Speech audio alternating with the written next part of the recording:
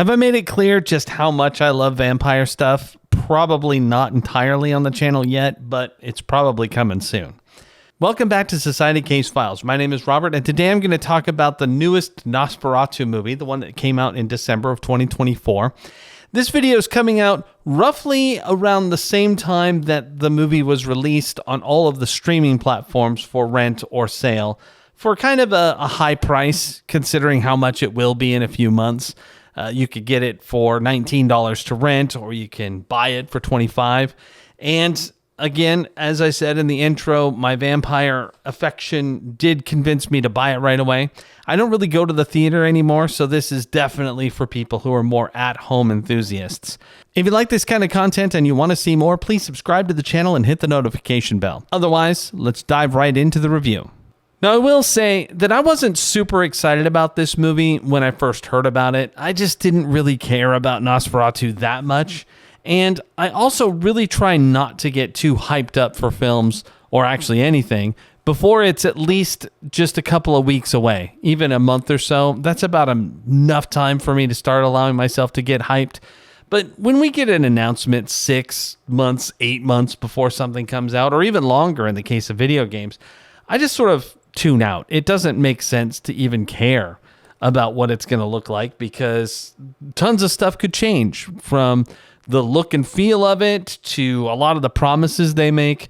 It's better to just wait for it to get really close and then see what happens. And in some cases, like with the newer version of Salem's Lot, we got an announcement and sort of teaser, and then it just disappeared for literally years. So I kind of got burned on the whole hype train. And in the case of Nosferatu, I wasn't going to let that happen. Now, once the movie was on the verge of being released to streaming and purchase, I got a little more excited. And I like everybody in the movie. I think they're all great. So when it came time to get it, I bought it and we watched it in the same day. Now, this is not always the case. Quite often I'll pick up a movie and end up waiting, well, way too long to watch it. So I'm also trying not to do that as much. If I buy something for that full price, I try to watch it in the first couple days now, because there was a few times I'd drop the $25 and then not see it until it dropped all the way down to 10. So that's, I guess, just a piece of advice, that if you can't watch it in the first week, then you may as well just wait, because the price will drop dramatically, enough to where it's probably worth about as much as a coffee. Now, I could justify the $25, because had I gone to the theater, it would have cost a lot more than that. 2 people plus even a drink of water would have put me at a higher cost than that. And my setup is nice enough that I probably got a better experience than my local theater, which is just kind of ancient at this point. Not many upgrades. It's okay, but it isn't nearly as nice as what I've put together in my own house. So anyway, let's actually talk about the movie rather than all this other preamble nonsense. As far as Nosferatu goes, I've never been the biggest fan of that story. There is one version that I really love, and that's Shadow of the Vampire. But the actual story itself being pretty much a ripoff of Dracula, something that was used because they couldn't get the rights to do the book. I mean, it didn't really thrill me that much. I'm not a big fan of silent films. I can completely admire the artistry behind it and the fact that that's where movies came from. That's all really cool. But as far as just sitting down to watch it, I can't really get into it. And then there's the next version of Nosferatu that came out. And again, okay, it's kind of funny to remake a movie that effectively was supposed to be Dracula but couldn't be, and then we make something else. Okay, I wasn't super thrilled about that one either. So this new one, it had me because the person who did it made it look so beautiful. And it's just like, you could pause at any frame and it's just a piece of artwork. And that is my first bit of positive for this movie. If we're going to start with the good, it just looks stunning. And they didn't go insane with the budget either, because so many movies are like $150 million, $200 million to achieve these beautiful cinematic experiences that it's really nice to see something that has a relatively modest budget. Now, when I do say what the budget is, it's hard to consider that modest considering, but it is $50 million. And if I compare that to any Marvel movie or any other blockbuster, quite frankly, it's it's practically independent. I'm kidding, of course, but I mean, that is very low, especially for what they got out of it. When you see the sets and the lighting and the toning, they did so much to just make it an absolute dream to look at. And that's really kind of what I think they were going for, is to make this very dreamlike experience. A lot of the movie has a sort of foggy, faded sense of just surrealism. And I really like that. And I do believe that harkens very nicely back to the original silent film. If we have to remake Nosferatu, if we can't just make a proper Dracula film, then this is definitely the way to do it, to really create a visual pattern that is just stunning and really screams all that awesome aesthetic that we were trying to create in the silent film era, but done with modern technology. Nailed it. Absolutely nailed it. I loved the aesthetic. I loved the way that the clothes were worn and looked real. You know, there was like a character has lines on their garment and they weren't matching up perfectly. So the lines are coming down, and instead of meeting at the seam line, they're like slightly off because maybe they just didn't have the money for a proper seamstress to bother to line them up, or maybe it was just not possible when they were making it. But that seemed less like a mistake from our costume department and more like they intended this character who didn't have as much money to have a garment that looked cool, but there was just that small detail that really stood out. And I like that a lot. I also thought that everyone did a good job, but there is something that I'm going to say in the less than good column here in a few minutes about that. I think that they all looked good and they definitely fit the aesthetic within the picture, but there was something about it, and we'll get to that in a moment. Other good stuff. The music was stunning. It really helped emphasize the situation. I have Dolby Atmos, and it is a Sonos system. So I've got the rear channels, and I will tell you that it actually got me to jump a few times. Not that the movie itself is particularly scary. I didn't even have more than a flutter of fear throughout it. It wasn't really scary. The only thing that happened was that after I finished watching the movie, I had to come out here to turn some things off, and I turned the lights off a little prematurely, and I did creep myself out. But that's as close as it got to being a scary film.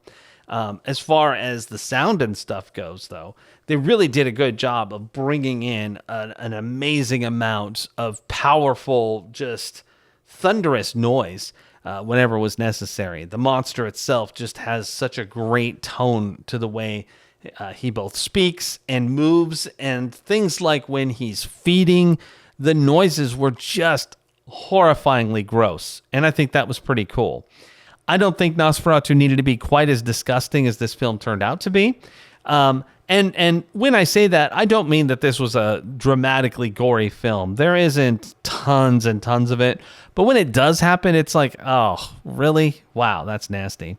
And as a slight aside, I just wanted to bring up that right as we were starting the film, there was a cat in the movie. And so if you've never heard of it, I use the site Does the Dog Die all the time. It can provide some spoilers from time to time, so there is that risk, but I don't really mind because having just gone through the loss of a pet very recently, there are some things that I wouldn't have been prepared if there would have been like cat slaughter in the movie. And this is a spoiler. There was no cat death. All the cats do make it out safely. Not all animals do, so keep that in mind. And if you are concerned, do check the website doesthedogdie.com, and it will tell you all of the things that could possibly trigger you. And there are dozens of things on there that they track. So it's a pretty cool site all around, and it's one that I use whenever I see something that might have a potential to be like, oh, I just don't have the mindset for that today. I couldn't handle that. Then you can check and see, oh yeah, that's going to be pretty bad. I'm just going to wait until I'm in a better place. Let's move on to the not so good stuff. The movie's just over 2 hours long, and we watched the extended cut, which came with the version I purchased. It adds about 3 minutes, I found. Some of it is just some cooler shots and that sort of thing. I looked up to see what was really different, and not that much. But despite the fact that that's not very long for a movie these days, it still felt very long. Like, it felt like it went on a bit. There were several times that I thought, wow, we've got to be wrapping up at this point. Nope, still had 45 minutes to go. At another point I checked, I'm like, well, surely we're closer now. Nope, still had 25 minutes to go. And it's not that I was bored. It's just that it just seemed to drag. And I can't say why. I don't know why. It was interesting, the things that were happening, but I just had this sense that it was just laborious. As I'm sitting here thinking about it, many of the scenes basically feel glossed over. There's things that happen like the way that a character might interact with another one to convey story. They just do it so fast that you're like, wow, was that really that trivial that we didn't need more time? And quite a few of the relationships are also trivialized. I mean, all of a sudden I'm expected to believe two characters have a bond, but I haven't seen it. And the suggestion is that they didn't really know each other before a certain point. And the passage of time within the film itself is very ambiguous. For example, one character has to travel to a place and he's told it's going to take 6 weeks. But it doesn't feel like 6 weeks in the movie. In fact, it feels like an afternoon. And that's ridiculous considering the distance the character has to travel. Now, avoiding the obvious desire to just straight compare it to Dracula and start really asking questions of, why did they even bother to change this part? There's a number of story points in this that they don't have the impact. And I suspect that's because this is based on someone's ripoff of Dracula. It's not based on Dracula. This is an updated version of the movie Nosferatu. And so we're really getting a silent film version, which dramatically simplified for a whole variety of reasons. And so certain things just happen fast, like the trip on the boat to get from the castle to the city. I mean, it's just so fast. Now, that's not to say that this hasn't happened before. Bram Stoker's Dracula with Gary Oldman, the boat is like a quick narrated scene from Anthony Hopkins. And the Frank Langella version of Dracula begins with the boat already crashed. So we don't even get that section of the story visually. But obviously the boat was important enough for someone to think that we needed the voyage of the Demeter. So it's just kind of funny that we really gloss over this section and just stuff happens and then it's over. And unfortunately, without expanding on those things, the impact of what it means is lessened. And I feel that that's probably the best way to describe what is wrong with Nosferatu. It's that a lot of the impacts that we're supposed to feel, any kind of empathy for characters or for the events transpiring or the things happening to them, it's lessened because it feels like we're clipping along at too fast of a pace and at the same time dragging. And I suspect that's because there's too many events, and since we don't have the opportunity to really enjoy any of them or become immersed in any of them, then it starts to feel like, okay, what's happening next? Like you're getting fatigue from watching all of this stuff happen without a good payoff. And this leads me to the next problem that I have, which is the way that some of these people have to deliver the dialogue. I know for a fact that Willem Dafoe is better than how he delivers the lines in this movie. There are moments that he's like having to tack on bits of dialogue that should have probably just been cut from the sentence because they make the sentence totally unnatural. And he does it still, but you can tell that even a veteran like him, struggles to get that out in a way that's believable. And so by extension, actors that maybe we haven't seen as much, like Lily Rose Depp, is also having to deliver this kind of dialogue that just isn't natural at all. And I've seen a lot of complaints about her, but I gotta say, if we're going to complain about her, then we got to complain about just about everyone. Now, Nicholas Hoult gets to act mostly with his face because he's dealing with a lot of this horrifying terror going on. And again, I have to say, and I know I said it at the beginning, everyone in the movie does a great job with what they've been given and how they've been told to do it.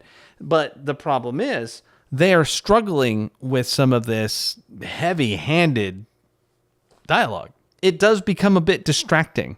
And occasionally it was even laugh out loud funny because it's like, really, did they actually make him say that? What is even happening here? It became a little bit of a parody from time to time, and that was unfortunate. Another great example is there's whole pieces of the story that you're just like, whoa, where did that even come from? Why am I only getting 14 seconds of that? This seems very interesting. I would love to know more, but you never get more. You never really understand how something happened because they just choose not to focus on it long enough to give you a good, accurate assessment of what you've seen. Final fun part that I wanted to talk about is the fact that everybody in this sounds super British for the most part. And what's funny about that is that it takes place in Germany. So that gives it a sort of Hammer horror feel, because if you've ever seen a Hammer film, they're set all over Europe and everybody sounds like they're from England somewhere. And instead of even trying for accents, they just pretty much go straight to their native language. And it's kind of funny. It kind of removes the immersion. So instead of feeling like they're in a Bavarian town, it just feels like some district in London instead. And I don't know. I don't really care that much. I love Hammer films, so it helps. But, you know, if you're feeling a little bit like a purist, then having everybody seem like British lords and fancy doctors and stuff, it's a little distracting when they all sound pretty much posh and all that stuff. But anyway, have you seen Nosferatu?